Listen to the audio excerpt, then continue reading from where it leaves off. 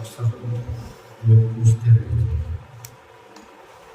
کہ جنوبی کے حالت آدمی جب ماں باپ ہوتا ہے تو اسے نہانے کی ضرورت ہے، غسل اس پر واجب ہے،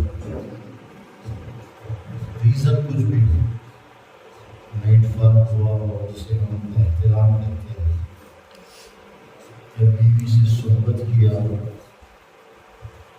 اگر عورت ہے حیض کی حالت میں یا ڈیلیوری کے بعد نفاس کی حالت میں، یہ سب وہ حالات ہیں جس میں آدمی ناپاک ہوتا ہے۔ اب اسے نماز پڑھنے کے لیے غسل کرنا ضروری ہے۔ تو اکثر لوگ یہ پوچھتے ہیں کہ ناپاکی کی حالت میں کھا سکتے پی سکتے یا نہیں، پوچھتے ہیں۔ تو اس کے لیے دلائل کے ساتھ خود حدیث میں یہ ساری باتیں آئی ہیں۔ جنابت کی حالت میں، یعنی آدمی جب ناپاک ہو، مرد ہو یا عورت ہو، 4 کام ہیں جو وہ نہیں کر سکتے۔ سب سے پہلا، جب تک وہ غسل نہ کرے نماز نہیں پڑھ سکتا ہے۔ مرد ہو یا عورت جب وہ ناپاک ہے، جب وہ پاک ہو جائے، غسل کر لے تو ہی وہ نماز پڑھ سکتی ہے۔ لا تقربوا الصلاة وانتم سکارى حتى تعلموا ما تقولون ولا جنبا الا عابري سبيل حتى تغتسلوا۔ جب تم حالت جنابت میں ہو تو نماز کے قریب بھی مت جاؤ جب تک کہ تم غسل نہ کرو۔ یہ قرآن کی آیت ہے صاف۔ قریب کا مطلب کیا؟ نماز تو بہت بڑی بات ہے، جس جگہ پر تم کو نماز پڑھنا ہے وہاں بھی نہیں آ سکتے، اور عام طور پر لوگ مسجدوں میں نماز پڑھتے ہیں، اس لیے جنوبی آدمی مسجد میں نہیں آ سکتا ہے۔ اس آیت کے حساب سے ایک، آپ نماز نہیں پڑھ سکتے اور مسجد میں بھی نہیں آ سکتے۔ مسجد عام مسجد بھی ہو سکتی ہے، یا آپ نے اپنے گھر کے کسی کمرے کو مسجد بنایا ہے کہ گھر کی عورتیں یا آپ بھی جب بھی سنت وغیرہ جو پڑھتے ہیں، کوئی خاص جگہ آپ نے فکس کر لیا کہ یہ ہمارے گھر کی مسجد ہے۔ یہ صحابہ کا معمول تھا، وہ اپنے گھر کے اندر ایک کمرے کے لیے جگہ خاص کر دیتے تھے۔ حضرت انس فرماتے ہیں کہ ابو طلحہ ان لوگوں نے یہ چاہا کہ وہ اپنے گھر کے اندر ایک جگہ خاص کر لیں۔ اللہ کے نبی سے کہا کہ آپ آئے اور ہمیں بتائیں کہ کون سا روم جو ہے کس جگہ ہم مسجد بنائیں۔ تو اللہ کے نبی ان کے گھر گئے اور ایک جگہ بتائی، اور وہاں آپ نے 2 رکعت نماز بھی پڑھی۔ یہ ہے اچھی بات ہے کہ ہم اپنے گھر میں جہاں بہت سارے کمرے بناتے ہیں الگ الگ نام سے، ایک مسلمان کے گھر میں گھر کی مسجد ہونی چاہیے۔ اگر ایسا ہے، اسپیشلی کوئی کمرہ ہے جہاں آپ اکثر نماز پڑھتے ہیں، تو اس جگہ بھی نہیں جانا چاہیے، وہ بھی مسجد کے حکم میں ہے۔ جنابت کی حالت جب آپ ناپاک ہوں، لیکن قرآن میں یہ حکم بتاتا ہے کہ یہ فرمایا الا عابری سبیل۔ اگر آدمی مسجد میں گزرنے کے لیے آتا ہے، مسجد راستے میں ہے یا مسجد میں کوئی کام ہے، مسجد میں آ کر نماز پڑھنا یا کوئی عبادت کرنے کا اس کا ارادہ نہیں ہے، لیکن مسجد سے وہ گزرنا ہے، کراس کرنا ہے کسی وجہ سے، تب وہ مسجد سے گزر سکتا ہے، مسجد میں آ کر جا سکتا ہے۔ یہ قرآن میں صاف ہے، الا عابری سبیل کا لفظ ہے۔ اس لفظ کی وجہ سے سارے جمہور علماء، سارے ائمہ یہ کہتے ہیں کہ مسجد میں گزر تو سکتا ہے کسی کام سے، لیکن مسجد میں ٹھہر نہیں سکتا ہے، وہاں آ کر کے کچھ دن ٹھہر جانا وہ نہیں کر سکتا۔ لیکن ہمارے امام ابو حنیفہ رحمۃ اللہ علیہ یہ فرماتے ہیں کہ وہ مسجد میں داخل ہی نہیں ہو سکتا، انٹر ہی نہیں کر سکتا۔ لیکن اس قرآن کی آیت کے حساب سے ان کی بات میں اتنا دم نہیں ہے۔ قرآن میں جب صاف ہے، کسی وجہ سے آپ کوئی آدمی مسجد میں ہے اور آپ کو ان سے کوئی سخت کام ہے، کوئی ہے نہیں تو آپ اندر آ کے اسے بلا سکتے ہیں اور جا سکتے ہیں، مسجد میں ٹھہرنا نہیں ہے۔ ایک تو ہو گیا کام کہ آپ نماز نہیں پڑھ سکتے، مسجد میں نہیں آ سکتے۔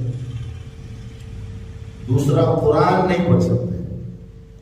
حضرت علی رضی اللہ تعالیٰ عنہ فرماتے ہیں، ابو داؤد کی حدیث ہے کہ اللہ کے نبی صلی اللہ علیہ وسلم ہمیں قرآن پڑھتے تھے، سناتے تھے، لیکن جب آپ جنابت کے حالت میں ہوتے تو قرآن ہم کو نہیں پڑھتے تھے، نہیں سناتے تھے۔ ایک صاف ہے، تو جنابت کی حالت میں قرآن آپ نہیں پڑھ سکتے۔ اور ایک دوسری ایک روایت آئی ہے، ایک مرتبہ اللہ کے نبی نے قرآن کو ایک ایک آیت کے کئی ٹکڑے پڑھ کے سنایا صحابہ کو۔ آیت پر جیسے الحمدللہ رب العالمین ہے سپوز، تو آپ نے اس طرح پڑھا الحمدللہ رب العالمین، الگ الگ ٹکڑے کر کے۔ یہ کوئی ٹیچر ہے، قرآن پڑھاتا ہے، اب وہ حالت جنابت میں ہے، اس سے پڑھنے کے لیے کوئی آ گیا، اتنی جلدی وہ غسل نہیں کر سکتا ہے، تو اس کے لیے ایک خاص اجازت ہے۔ اللہ کے نبی نے یہ فرمایا کہ یہ جو ہے جنوبی اس طرح سے پڑھ سکتا ہے، ایک ایک بات پوری آیت نہیں پڑھ سکتا۔ تو یہ آسانی کے لیے ہے کہ کوئی ٹیچر ہے، کوئی استاد بھی ہے، اس سے پڑھنے کے لیے کوئی آئے۔ اب وہ غسل ضروری تھا، بچے آ گئے ہیں، تو ان کو پوری آیت نہ پڑھائے، تھوڑا کٹ کر کے پڑھائے، یہ پڑھا سکتے، اس کی اجازت ہے۔ ویسے قرآن کی تلاوت نہیں کرنا، مسجد میں جانا نہیں ہے، نماز نہیں پڑھنا ہے، قرآن کی تلاوت نہیں کرنا ہے، اور چوتھی چیز، قرآن کو آپ چھو بھی نہیں سکتے۔ پڑھنا تو دوسری بات ہے، قرآن کو ہاتھ لگانے کے لیے ضروری ہے کہ آپ لا یمسہ الا المطہرون، سورہ واقعہ کے اندر کلیئرلی اللہ کے نبی نے بتا دیا، اللہ کا حکم قرآن کی آیت ہے کہ جب تک آپ غسل سے نہ ہو، مکمل پاک نہ ہو، تو آپ قرآن چھو نہیں سکتے۔ یہ 4 کام، ان 4 کاموں کے علاوہ دنیا میں جتنے بھی کام ہیں سب آپ کر سکتے ہیں حالت جنابت کے اندر۔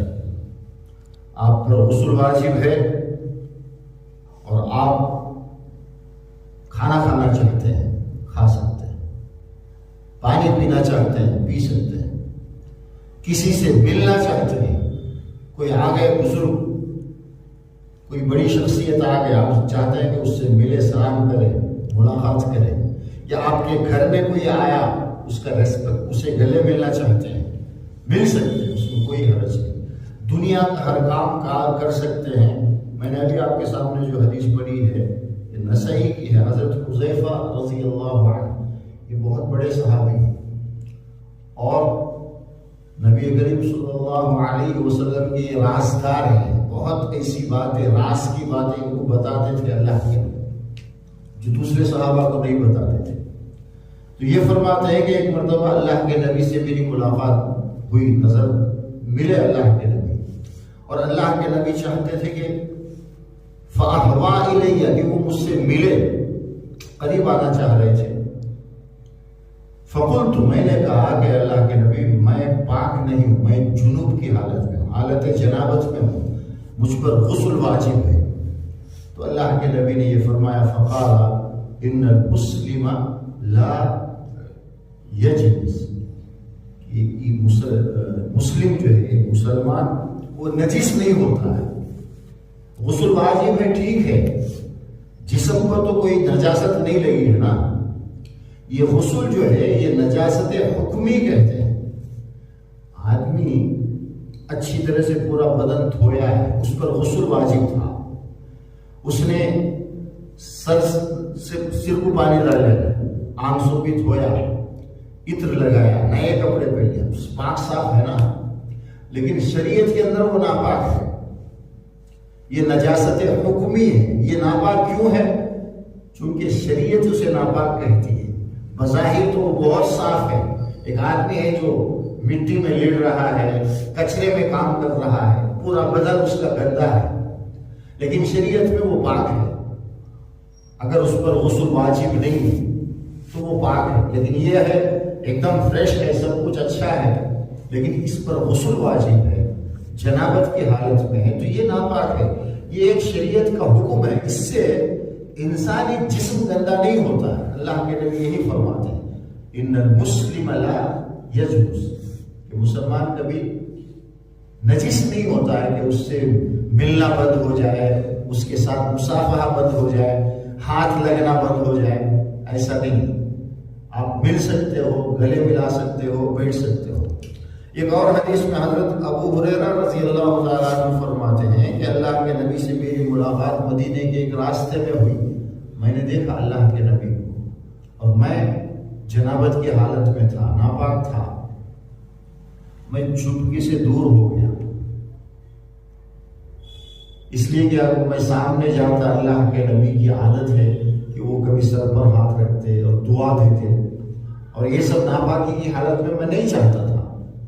میں گیا، غسل کر کے پھر واپس آیا، پانی نہا کر واپس آیا۔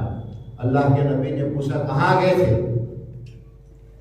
میں نے جواب دیا کہ اللہ کے نبی میں ناپاک تھا اور میں یہ نہیں چاہتا تھا کہ میں آپ کے ساتھ بیٹھوں، آپ کے ساتھ مجلس میں بیٹھوں۔ اس وقت اللہ کے نبی نے ان کو یہی فرمایا کہ ان المؤمن لا ينجس، ایمان والا کبھی ناپاک نہیں ہوتا ہے۔ تم بیٹھ سکتے تھے، مجھ سے مل سکتے تھے، یعنی علمی مجالس، دین کی مجلسوں میں بھی ناپاک میں بیٹھ سکتا ہے۔ اسی لیے عید کی نماز میں آتا ہے نا، اللہ کے نبی نے کہا کہ عورتوں کو بھی لے کے آؤ نماز کے لیے، عورتوں میں اگر کوئی ناپاک بھی ہے، حیض کی حالت میں ہے، ان کو بھی لے کر آؤ، بیان وغیرہ سنیں گے، اللہ کے نبی کی باتیں کو سنیں گے، باقی نماز نہیں پڑھیں گے، نماز کے وقت میں دور بیٹھیں گے، بات سننے کے لیے تو وہ آ سکتے ہیں نا۔ اور عید کی نماز باہر ہو رہی تھی، مسجد میں نہیں ہو رہی تھی، تو وہاں آ سکتے تھے، بیٹھ سکتے تھے، یہ شرعی حکم ہے۔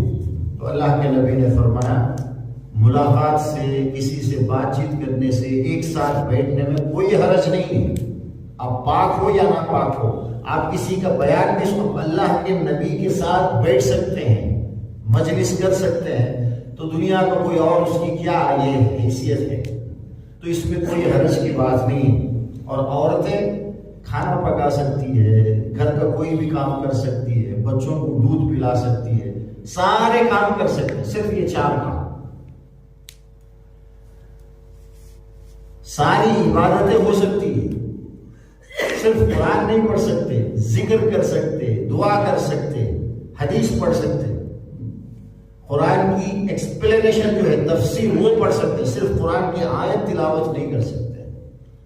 زکوٰۃ ناپاکی کی حالت میں ادا کر سکتے ہیں، پیسے اللہ کے راستے میں آپ دے سکتے ہیں، خیرات کر سکتے ہیں، جانور ذبح کر سکتے ہیں، بسم اللہ اللہ اکبر کہہ کر ذبح کر سکتے ہیں۔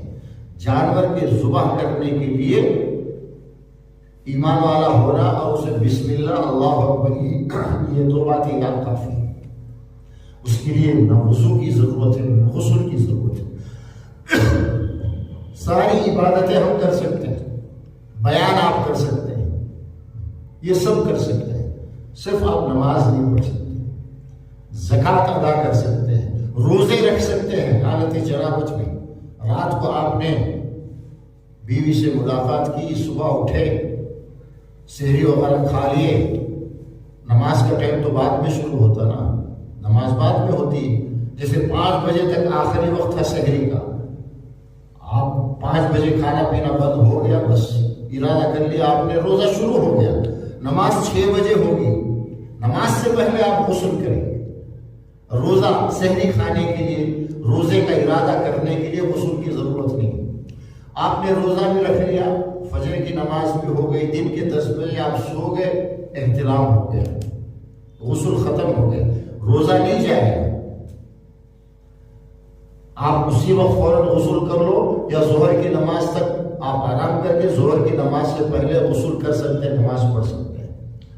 یہ اس طرح کے مسئلے ہیں، انہیں ہمیں اچھی طرح سے یاد رکھنا چاہیے کہ یہ 4 کام چھوڑ کر قرآن پڑھنا، قرآن کو چھونا، نماز پڑھنا، یا مسجد میں جا کر بیٹھنا، ان کام، یہ 4 کام ہیں۔ اس کے علاوہ سارے کام، حج بھی آپ کر سکتے ہیں ناپاکی کی حالت میں، لیکن حج میں صرف نماز سے جو ہے، نماز کے وقت میں نماز پڑھیں گے وہ نہیں پڑھ سکتے آپ، اور طواف نہیں کر سکتے، اس لیے کہ طواف جو ہے وہ مسجد ہی تو ہے، کعبہ بیت اللہ کا جو گھر ہے، چاروں طرف اس کے جو گھومتے راؤنڈ لگاتے ہیں اسے طواف کہا جاتا ہے، اور بیت اللہ کے آس پاس کا سارا ایریا وہ حرم ہے، مسجد ہے نا، تو اس میں آپ جا ہی نہیں سکتے ہیں، تو آپ طواف کیسے کریں گے؟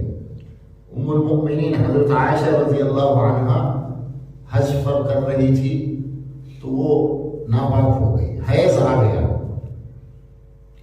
بڑا یہ ہوا کہ ایسے وقت میں سب کے ساتھ حج کر رہی تھی، اللہ کے نبی نے فرمایا ایسے یہ تو نیچرل ہے، یہ ہر عورت کے ساتھ لگا ہوا ہے، کوئی اس کی بات نہیں، جب تم پاک ہو جاؤ تو اس وقت جا کر کے طواف کر لو، باقی جو ارکان حج ہے اسے پورا کرو، منا میں جا سکتے ہیں، عرفہ میں جا سکتے ہیں، یہ سب ہو سکتا ہے، لیکن آپ صرف طواف نہیں کر سکتے، وہ بھی عورتوں کے لیے، مرد تو اگر اسے ناپاکی ہو جائے تو وہ فوراً غسل کر کے پاک ہو سکتا ہے، وہ جا سکتا ہے، تو ہر طرح کی عبادت، ہر طرح کا ذکر، ہر طرح کے نیک کام آپ حالت جنابت میں کر سکتے ہیں، کوئی منع نہیں ہے۔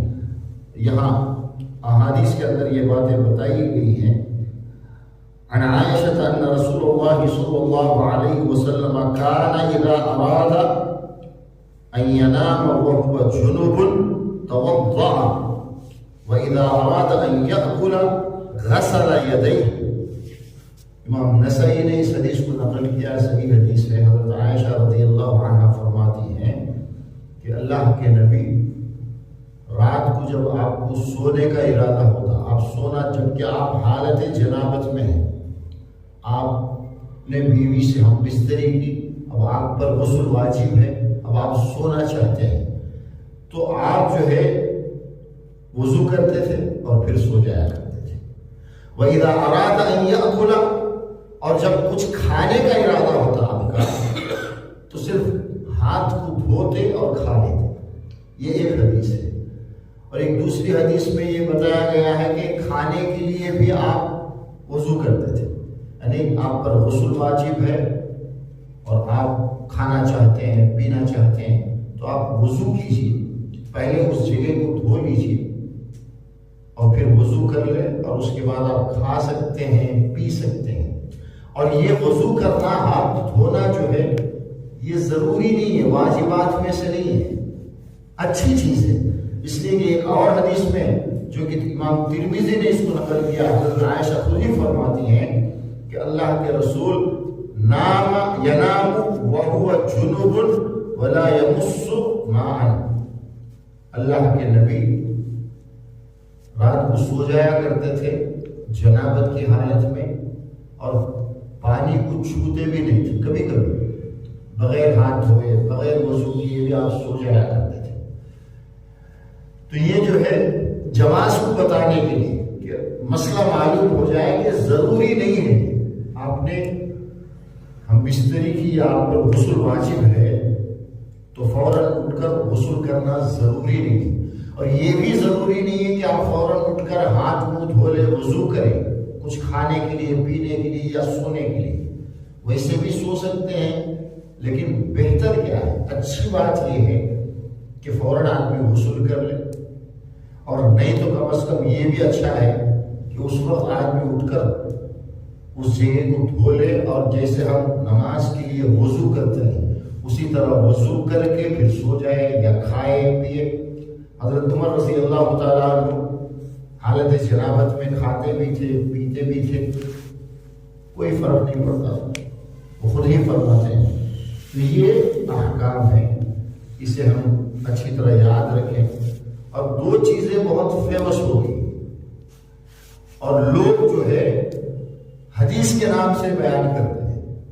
پہلی یہ ہے کہ جنابت کی حالت میں، یعنی ناپاکی کی حالت میں اگر کچھ کھاؤ گے تو برکت ختم ہو جائے گی، نحوست آ جائے گی، یہ جھوٹی بات ہے، کوئی حدیث نہیں، اس طرح کی کوئی بات نہیں۔ اور یہ بھی کچھ لوگ حدیث کہہ کر جھوٹی حدیث بیان کرتے ہیں کہ ناپاکی کی حالت میں جو کھاتا ہے پیتا ہے فرشتے اس پر لعنت بھیجتے ہیں. یہ بھی کچھ لوگوں کے ہاں آپ سنیں گے. اس طرح کی ساری باتیں غلط ہیں. کبھی ہوتا ہے کہ آدمی اسے غسل کرنا واجب ہے، بہت زیادہ ٹھنڈ ہے، پانی کا انتظام نہیں ہے، بھوک لگ رہی ہے، پانی گرم ہونے سے پہلے، نہانے سے پہلے وہ کچھ کھا سکتا ہے، پی سکتا ہے. یا رات میں اس نے کہا کہ سو جاؤں گا، صبح فجر میں اٹھ کر کے میں غسل کر لوں گا. اللہ کے نبی ایسا کرتے تھے امت کے لیے، امت کو سب کچھ معلوم ہونے کے لیے. اچھا یہ تو ہے. کبھی کبھی ایسا ہوتا ہے کہ آدمی جو ہے اس پر غسل واجب ہوتا ہے، اچانک نماز کا ٹائم ہو گیا، بھول گیا، آ کر وضو کر کے وہ نماز پڑھ لیتا ہے. نماز کے بعد اسے یاد آتا ہے کہ میں تو ناپاک تھا. کوئی گناہ کی بات نہیں. جب یاد آ جائے تو پھر دوبارہ غسل کر لے اور نماز پڑھے. خود اللہ کے نبی ایک مرتبہ آئے نماز پڑھانے کے لیے، اقامت ہو گئی اور اللہ کے نبی نے اللہ اکبر کہا.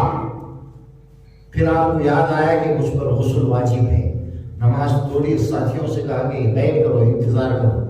گھر میں گئے، غسل کیا، پھر آئے. صحابہ فرماتے ہیں اتنی جلدی میں آپ غسل کر کے آئے کہ سر کے بالوں سے پانی کے قطرے ٹپک رہے تھے. پھر آپ نے آ کر نماز پڑھائی. حضرت عمر یہ فرماتے ہیں کہ میں تو ایک مرتبہ پوری نماز پڑھا دی، مجھے خیال ہی نہیں تھا، یاد نہیں تھا، میں ناپاک تھا، نماز پڑھا دی، ختم ہو گئی. بعد میں یاد آیا، گئے غسل کیا، پھر آئے، سب سے کہا کہ نماز نہیں ہوئی. دوبارہ انہوں نے نماز پڑھائی. اللہ تبارک و تعالی بھول کر انجانے میں جو غلطی ہوتی ہے انسان سے اس پر پکڑتا نہیں. لا یکلف اللہ نفسا الا وسعها. ہم بھول کر، یاد نہ ہونے کی وجہ سے جو بھی مسٹیک ہوتے ہیں اللہ ان سب کو معاف کر دیتا ہے، اس پر مواخذہ نہیں. تو کوئی اس طرح کبھی زندگی میں ہو جائے تو اگر اکیلا نماز پڑھنے والا ہے تو اپنی نماز کو دوہرا لے گا، اور اگر سب کے ساتھ اس نے جماعت کے ساتھ نماز پڑھائی ہے تو سب کے ساتھ دوبارہ اس کو نماز پڑھانا پڑے گا. اعلان کرے گا کہ فلاں وقت کی نماز جو میں نے پڑھائی تھی، میں اس وقت ناپاک تھا، کسی کی نماز نہیں ہوئی ہے، سب لوگ اس کو نماز کو پھر دوبارہ اعلان کرے گا یا خود ہی نماز پڑھا لے گا. اللہ تبارک و تعالی ہمیں دین کی صحیح سمجھ عطا فرمائے اور دین کا صحیح نالج ہم کو ہو، اور ہم دین کو اچھی طرح سیکھ کر اس پر عمل کرنے کا ارادہ کریں. سبحانک اللہم و بحمدک.